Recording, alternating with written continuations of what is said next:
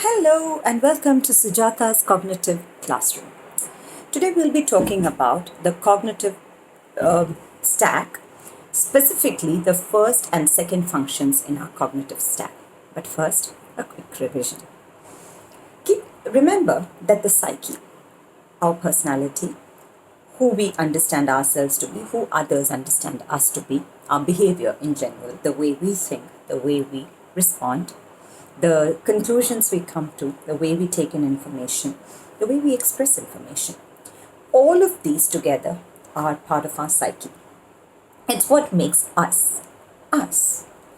Now, that comes about from what psychological function, what cognitive function is positioned where in the cognitive stack. The cognitive stack in our mind consists of 8 functions. We have 8 cognitive functions and they need to find their positions in the mind. They're not all in the same place for everyone. They're not all of the same strength. There are 8 positions. Think of it like a bookshelf with 8 rows. The topmost is the strongest function and the strongest position, and the bottommost is in some sense the weakest. The strength of a cognitive function reduces as you go from top to bottom. Well, this is true up to a point. We will get into those details and the anomalies in later videos. But for now, let's just go with the idea that the strongest function is at the top and the weakest function is at the bottom. The first 4 cognitive functions, that's 1, 2, 3, and 4, are our conscious functions. It is what we understand, recognize, acknowledge, and can see. We can even see their flaws, and so we're more aware of them. The next 4, that is 5, 6, 7, and 8, are our unconscious functions, which, while others can often see them in us, we don't see them. They are in our blind spot.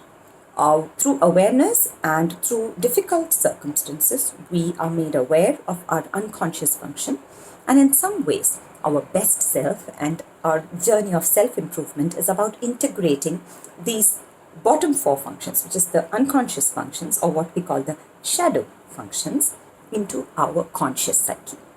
Okay, so our best self comes up when we're able to use all 8 in the cognitive stack in healthy ways. Okay, so now the first position and the second position are therefore the strongest 2 positions. The first position in the cognitive stack is called the hero. It's also called the dominant function. It's also called the first position. They all mean the same thing. The second position is called the auxiliary. It's also called the good parent.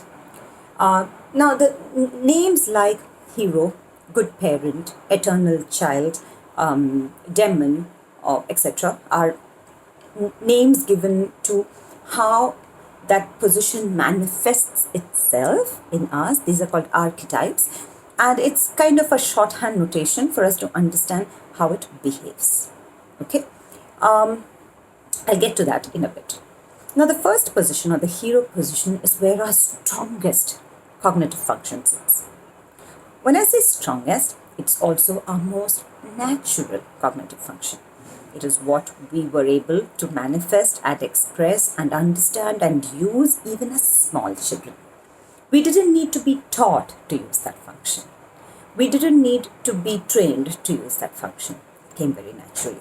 Of course, with time, we have trained it and we have made it stronger, but it anyway comes quite naturally. Even without much effort, it is something that we're able to manifest. Now, that is the function, that's a position, the behavior of the position. It's a strong position. So whatever function is sitting there is our strongest function as well. The second function is what we develop in our teenage. When we say that a teenager is behaving rebelliously, or it's called an attitude or whatever, that is actually that person finding their own self, their own, in some sense, their value system, or who they represent. And in that sense, the second function is what encapsulates our own identity.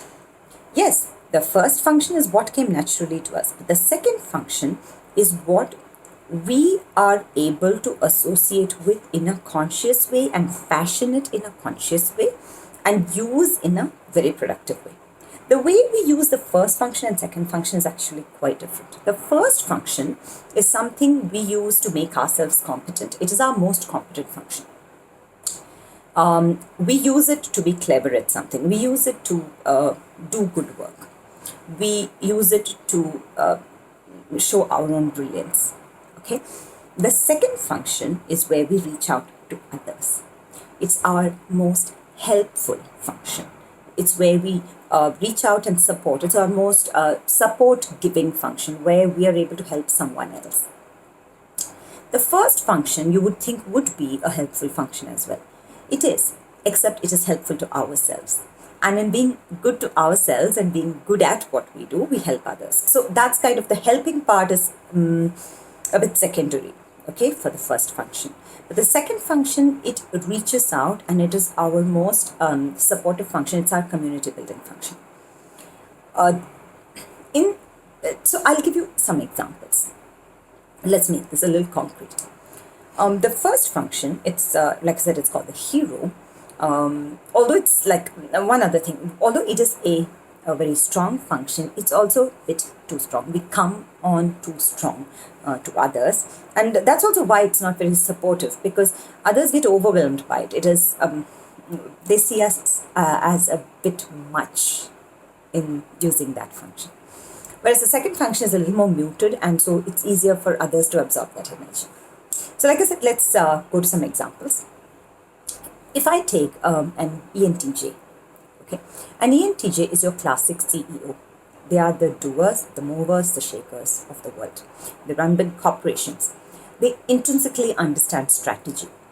But even more than strategy, what an ENTJ puts forth is the energy to get things done, to mobilize resources, to get people in action, to delegate, to get work done. And of course, we associate this as a fundamental behavior of any CEO, right?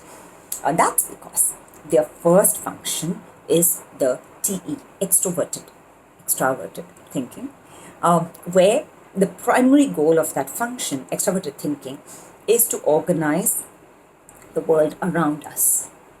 It is to organize resources, is to organize people, it is to get everybody lined up to do the thing that they're supposed to do. To tell them exactly what they're supposed to do and to give them the plan of action and ensure it is done. It's a very executive function. It executes the job. But CEOs are also often considered quite formidable and quite scary, because they are so go. They want it done as of yesterday. They don't understand why things are late. And it's the opposite of empathy.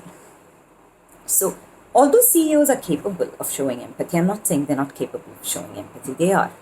That is not the first thing you think of when you think of the typical Rarago CEOs, right? So they are not the people whom you're going to go up to and say, can you help me organize my shelf, for example. They're very capable of doing that. It comes very naturally to them. But it is so much about it. They're probably going to give you a lecture about how your shelf isn't organized in the first place, and it should have been organized in the first place, that it becomes a little overwhelming for people to take help from them. This is the same thing with the ESTJ, the field marshal, the commander.